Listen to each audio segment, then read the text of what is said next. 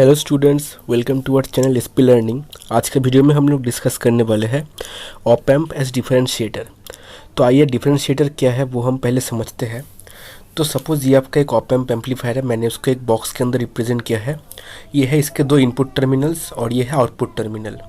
तो अगर आप इनपुट में एक वी आई एक जो है वेरिंग सिग्नल है, टाइम डिपेंडेंट सिग्नल है। सपोज़ ये वी आई है फंक्शन ऑफ टाइम के रिस्पेक्ट में ये वेरी कर रहा है। अगर आप इनपुट में ऐसे एक सिग्नल देंगे तो फिर आउटपुट में आपको क्या मिलेगा, वी नॉट आउटपुट होगा D V I times D T के बराबर। ओके, सो आउटपुट आपका होगा जो इनपुट का टाइम डेरिवेटिव। तो इसकी तो ऐसे जो है एक डिफरेंशिएटर की मदद से आप इनपुट टाइम के रिस्पेक्ट में कैसे वेरी कर रहे हैं वो आउटपुट को देख के पता कर सकते हैं। ओके, तो आइए अभी हम देखते हैं ऑप एम्प के द्वारा हम ऐसा एक सर्किट कैसे बना सकते हैं। तो उसके लिए हमें क्या करना पड़ता है, हम पहले देखते हैं ideal op amp differentiator circuit. Ideal op amp differentiator circuit में क्या है, ideal op amp differentiator circuit आपने अगर हमारा प्रीवियस वीडियो देखा था, प्रीवियस वीडियोस में हमने डिस्कस किया था इन्वर्टिंग ऑप एम्प एम्पलीफायर के बारे में। और उसका सर्किट कुछ ऐसा था, एक पावर सोर्स था, एक आर आई इनपुट रेजिस्टेंस था, एक आर एफ था फीडबैक रेजिस्टेंस। और इधर आप देख सकते हैं कि जो हमने ऑप एम्प के द्वारा डिफरेंशिएटर बनाया है उसमें यह है फीडबैक रजिस्टर, यह है इनपुट वोल्टेज। पर इधर आर आई के प्लेस में हमने इधर एक कैपेसिटर कनेक्ट किया है।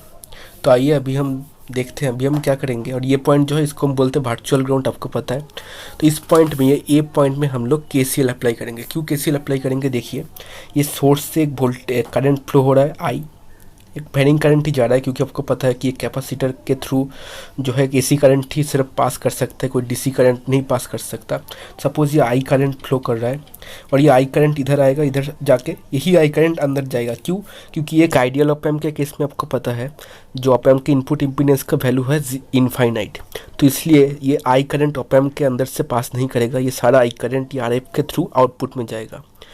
तो अभी हम देखते हैं कि C1 ये जो कैपेसिटर है इसमें हम Q equals to C B equation लगाएंगे। और V क्या है, V है कैपेसिटर के दोनों प्लेट्स के बीच का वोल्टेज डिफरेंस। तो C1 का इस प्लेट का वोल्टेज है VI और इस राइट साइड वाले प्लेट का जो वोल्टेज है वो है ए पॉइंट का वोल्टेज। तो अगर हम ए पॉइंट का वोल्टेज को मान ले VA तो फिर आप देखेंगे कि इस कैपेसिटर का चार्ज होगा Q equals to C1 V in minus VA। So I और हमारा करंट का वैल्यू क्या होगा थ्रू दिस कैपेसिटर, वो होगा D D T times Q.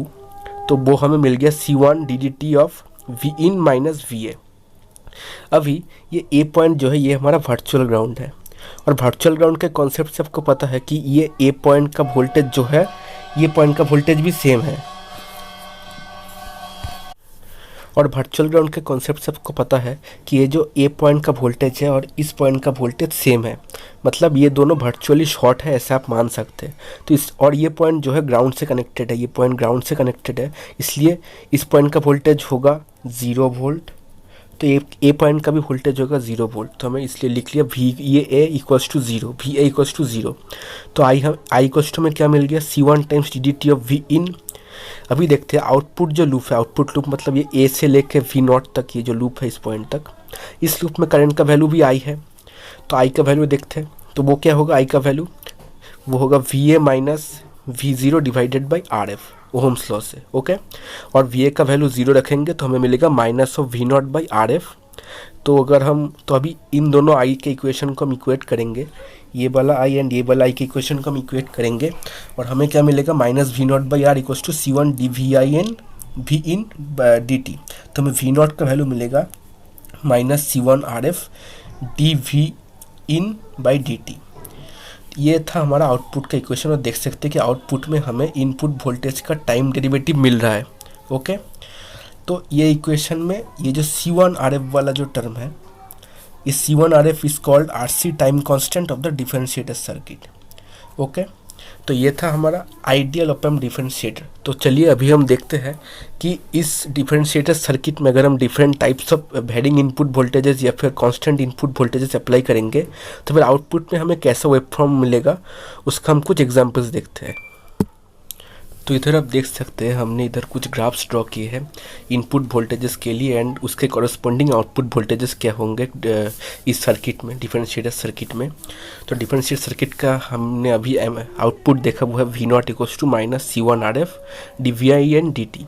तो फॉर सिंप्लिसिटी अगर हम मान लें कि किसी एक सर्किट के लिए C1 RF का वैल्यू 1 है, तो फिर उस सर्किट के लिए हम अभी बस ग्राफ ड्रॉ करने के लिए ये सिंप्लिसिटी देख रहे हैं, आपको समझाने के लिए। ओके, बस समझाने के लिए हम मान रहे हैं C1 RF 1 है, तो V naught equals to minus dVi/dt। अभी अगर आप इनपुट में, इस डिफरेंशिएटर के इनपुट में डीसी सिग्नल अप्लाई करेंगे तो फिर आउटपुट क्या होगा। डीसी के लिए वी आई का वैल्यू क्या है, कांस्टेंट है, तो फिर dVi/dt का वैल्यू हो जाएगा 0। पर एक्चुअल में उसका वैल्यू 0 नहीं होता।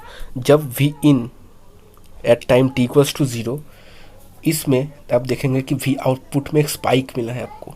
ये स्पाइक क्यों मिलता है, आपने ट्रांजिएंट फिनोमिनन के बारे में पढ़ा होगा। ट्रांजिएंट फिनोमिनन में आपको पता है कि कोई भी डीसी वोल्टेज अचानक से ही, सपोज आपके पास एक 5 वोल्ट का बैटरी है 5 वोल्ट्स का, और अगर आप स्विच ऑन करते हैं तो उसका मतलब ये नहीं कि स्विच ऑन करते ही उसका वोल्टेज 5 वोल्ट्स हो जाएगा। ओके, उसको 5 वोल्ट तक पहुंचने में उस बैटरी को एक सर्टेन टाइम लगता है। वो कुछ मिली सेकेंड से कुछ माइक्रो सेकेंड के बीच में होता है, काफ़ी कम टाइम है, फिर भी एक टाइम लगता है। और उस टाइम के लिए आप समझ सकते हैं कि वी इन सपोज ऐसे उठ रहा है, ऐसे इंक्रीज़ हो रहा था। ओके, ऐसे इंक्रीज़ होकर एक टाइम बाद ये ऐसे कांस्टेंट हो गया। फाइन, तो जिस टाइम पे ये टाइम का फंक्शन था, देखिए इस टाइम तक ये जो t1 अगर मैं टाइम मान लूँ, इस टाइम तक ये वी इन जो है ये टाइम का फंक्शन था, टाइम के रिस्पेक्ट में चेंज हो रहा था।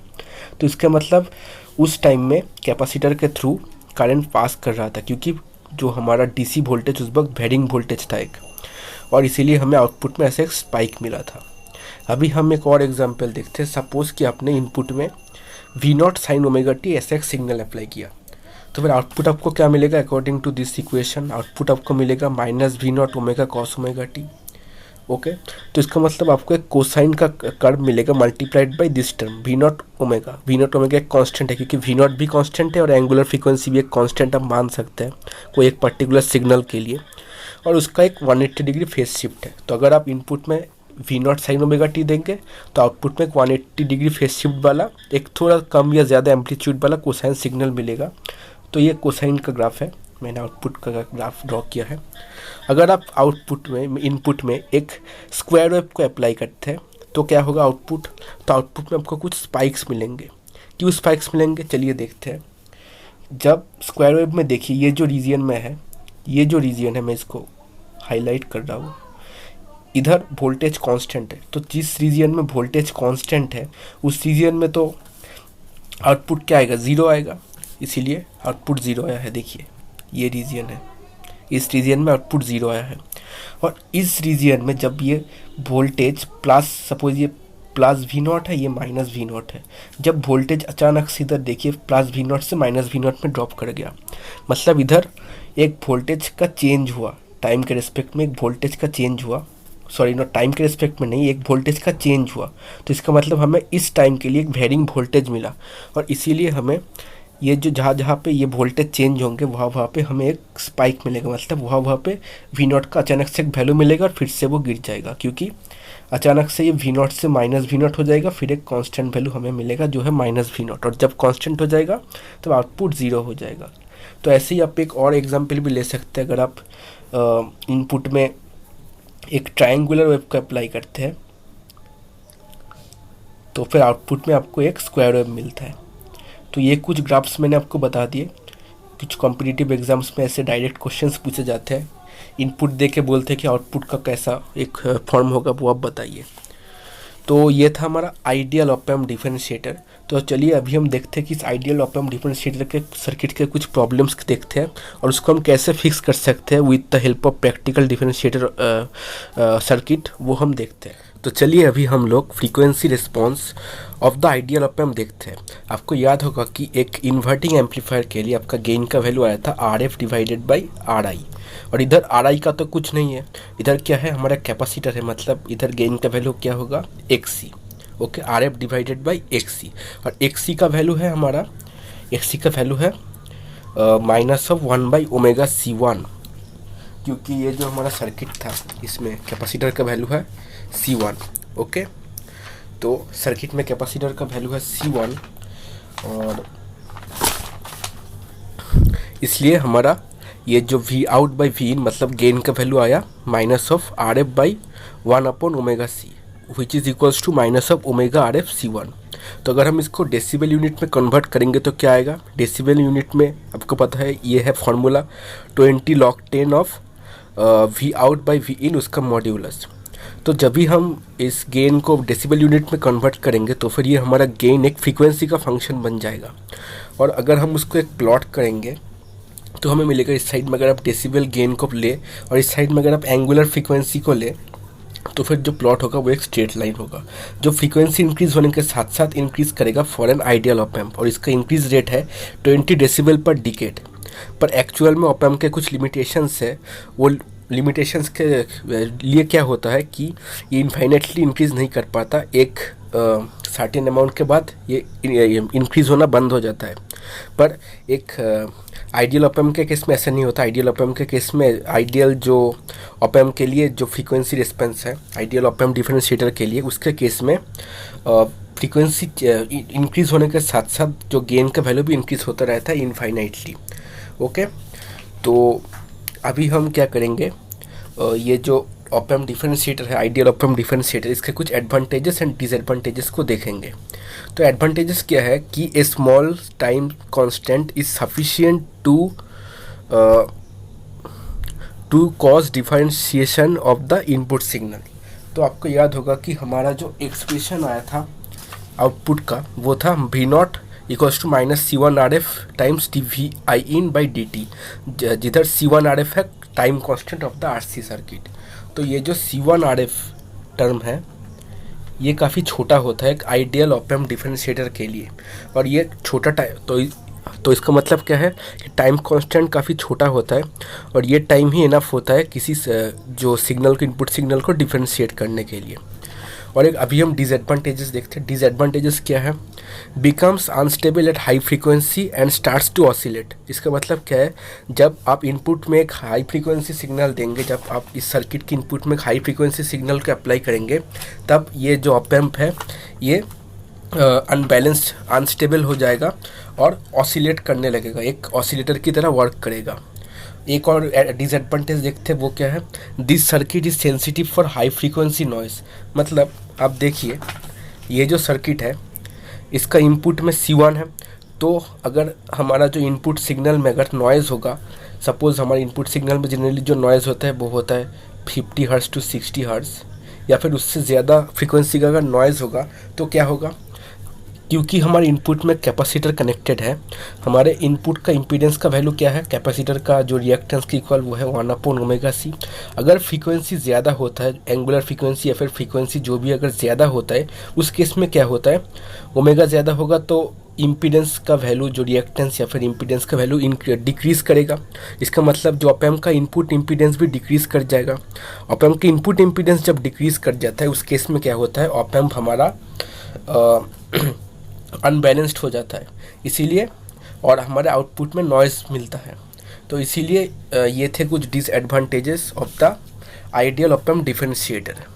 तो इन डिसएडवांटेजेस को ओवरकम करने के लिए हम जो सर्किट यूज़ करते हैं उसे हम बोलते हैं प्रैक्टिकल ऑप एम्प डिफरेंशिएटर।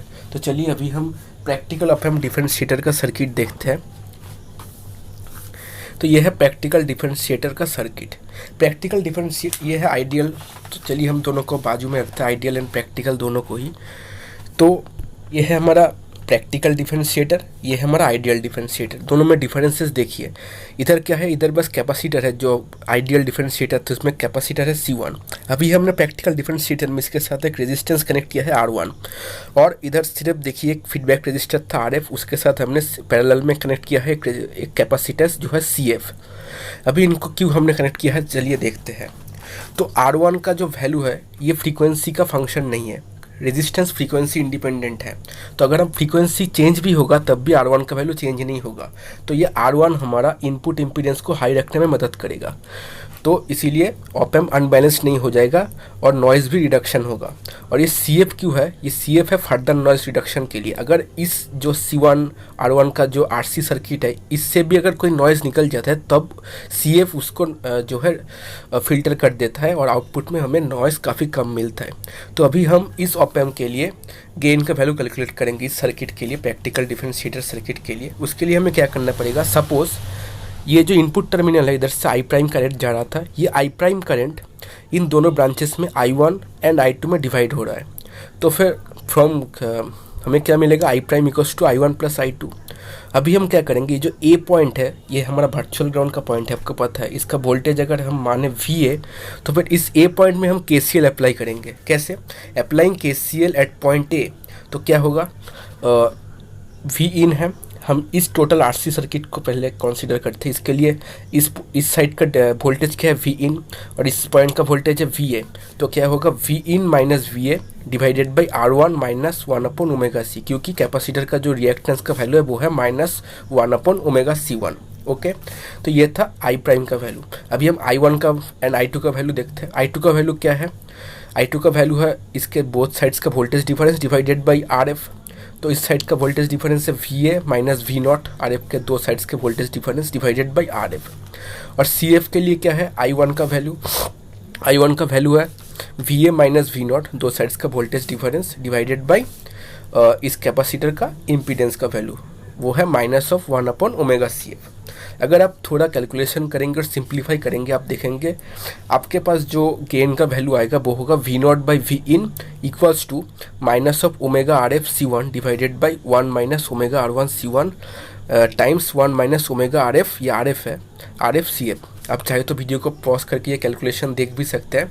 तो मैं बस यही दिखा रहा हूँ ये जो गेन का वैल्यू है। अभी हमने इस गेन के वैल्यू को इस साइड में लिखा है।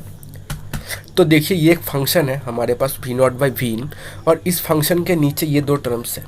तो हमें पता है कि पोल्स कैसे कैलकुलेट करते हैं। एक कॉम्प्लेक्स वेरिएबल्स में हमने पोल्स के बारे में देखा था। तो पोल्स में अब कैसे कैलकुलेट करते हैं, नीचे वाला टर्म ओमेगा के जिस वैल्यू के लिए जो है 0 होगा उसी वैल्यूज़ में जो है ओमेगा का एक पोल मिलेगा, ओमेगा का इस फंक्शन का एक पोल मिलेगा। जिन वैल्यूज़ के लिए जो है इस दोनों टर्म्स का वैल्यू 0 होगा उन वैल्यूज़ में एक पोल रहेगा, ये V0 बाई V इन, ये इस फंक्शन का। तो चलिए अगर हम पहले वाले टर्म को 0 पुट करते हैं तो फिर हमें क्या मिलेगा, ω1, अगर हम मान लें कि ω1 पे इस क्वांटिटी का वैल्यू 0 है तो फिर ω1 इक्वल्स टू क्या मिलेगा, 1/R1/C1। और वैसे ही अगर इस टर्म को 0 पुट करेंगे तो फिर ω2 इक्वल्स टू क्या मिलेगा, RF/CF 1/। तो फिर अगर इस टर्म के लिए फ्रीक्वेंसी क्या होगा, ओमेगा इक्वल्स टू आपको पता है ω1 इक्वल्स टू 2πf1, तो f1 होगा 1/2πR1/C1 एंड f2 होगा 1/2πRF/CF। इन दोनों फ्रीक्वेंसीज को हम बोलते हैं थ्रेशोल्ड फ्रीक्वेंसी और कट ऑफ फ्रीक्वेंसी। और अभी हम क्या करेंगे, V0 बाई V इन, इसको ग्राफ में प्लॉट करेंगे। तो आइए हम इसको ग्राफ में प्लॉट करते हैं। मतलब अभी हम जो एक प्रैक्टिकल ऑप एम्प डिफरेंशिएटर का फ्रीक्वेंसी रिस्पांस देखते हैं, frequency response of practical op amp differentiator वो क्या है। अगर आप डेसिबल जो गेन है, डेसिबल गेन में फिर से लिखता हूँ उसके एक्सप्रेशन 20 log 10, ये सेमी लॉग स्केल में है। V0 डिवाइडेड बाई V इन इसका मॉड वैल्यू, इसको अगर आप प्लॉट करेंगे फॉर ए प्रैक्टिकल डिफरेंशिएटर। अभी कुछ देर पहले हमने आइडियल डिफरेंशिएटर के लिए ये प्लॉट किया था, वो एक स्ट्रेट लाइन था। और एक प्रैक्टिकल डिफरेंशिएटर के लिए इसका प्लॉट हम देखते हैं। तो देख सकते हैं इफ़ मैंने इधर दो फ्रीक्वेंसीज़ को मार्क किया है, F1 एंड F2। 0 से लेके जब हमने फ्रीक्वेंसी को F1 तक इंक्रीज़ किया तो एक लीनियर था, ये एक ऐसा स्ट्रेट लाइन मिल रहा था। और इधर जो गेन का इंक्रीज़ का वैल्यू था वो था 20 डेसिबल पर डिकेड। जब फ्रीक्वेंसी F1 से लेके F2 के बीच में इधर गेन का वैल्यू, जो गेन का इंक्रीज़ का रेट 0 है, मतलब गेन इधर कांस्टेंट हो गया है। और तो देख सकते हैं कि गेन का रेट ऑफ इंक्रीज़ कितना है, 0 डेसिबल पर डिकेड। और अगर फ्रीक्वेंसी आपका सर्किट का जो है इनपुट का फ्रीक्वेंसी F2 से ज़्यादा है, उस केस में आप देख सकते हैं कि गेन डिक्रीज़ कर रहा है विथ रेट ऑफ -20 डेसिबल पर डिकेड। तो इधर से इस ग्राफ को ऑब्जर्व करके हम तीनों केस देखेंगे, 3 स्पेशल केसेस। वो क्या है, व्हेन F मतलब जो सर्किट का जो इनपुट सिग्नल का फ्रीक्वेंसी लेस देन F1 है, मतलब लोअर जो कट ऑफ फ्रीक्वेंसी के जब नीचे है हमारा इनपुट का फ्रीक्वेंसी, तब circuit acts as a differentiator. Case 2, when F1 मतलब जो सर्किट का इनपुट का जो फ्रीक्वेंसी है, इनपुट का फ्रीक्वेंसी अगर F1 से लेके F2 के बीच में हो, मतलब इस रीजन में हो कहीं पे, तब एक्ट्स लाइक अ बफर, क्योंकि देख सकते हैं कि इधर कोई गेन का वैल्यू चेंज नहीं हो रहा, गेन का रेट ऑफ चेंज 0 डेसिबल पर डिकेड है, तो उस केस में ये एक्ट्स एज ए बफर और वोल्टेज फॉलोअर। तीसरा केस क्या है, अगर फ्रीक्वेंसी F2 से ज़्यादा है तो देख सकते हैं कि इधर जो गेन डिक्रीज कर रहा है, तो in that case the differentiator acts as a this circuit acts as a integrator। तो इन तीनों केसेस में तीनों टाइप से एक्ट करता है ये सर्किट, ये प्रैक्टिकल ऑप एम्प डिफरेंशिएटर। अभी अगर हम मान ले कि F1 इक्वल्स टू F2 है, मतलब दोनों थ्रेशोल्ड फ्रीक्वेंसी या फिर कट ऑफ फ्रीक्वेंसी सेम है, तो क्या होगा, वो होगा 1/2 R1C1 इक्वल्स टू 1/2 RFCF। अगर हम इसको F0 मान ले, एक फ्रीक्वेंसी कॉमन एक फ्रीक्वेंसी, और ये मान लेते हैं, और एक तो इस समय क्या मिलता है, R1C1 इक्वल्स टू RFCF। तो फिर ये जो प्लॉट है ये किस में कन्वर्ट हो जाएगा, क्योंकि हमारा F1 एंड F2 तो सेम हो गया, तो ये किस में कन्वर्ट हो जाएगा, ये एक ऐसे प्लॉट में कन्वर्ट हो जाएगा। तो F0, तो ये मैंने F0 इधर मार्क कर दिया है, equals to F1 equals to F2 अगर होता है तो देख सकते हैं ऐसे एक ट्राइंगुलर हमें फॉर्म मिल रहा है, V0/Vin ऐसे इंक्रीज़ हो रहा है F0 के पहले तक, और उसके बाद डिक्रीज़ हो रहा है। तो यही था हमारा ऑप एम्प डिफरेंशिएटर का कुछ जो है कैलकुलेशंस एंड थ्योरीज। अगर ये आपको ये वीडियो अच्छा लगा तो प्लीज़ वीडियो को लाइक कीजिएगा, चैनल में नए हैं तो प्लीज़ सब्सक्राइब कीजिएगा। मिलते हैं आपसे नेक्स्ट वीडियो में। Thanks for watching.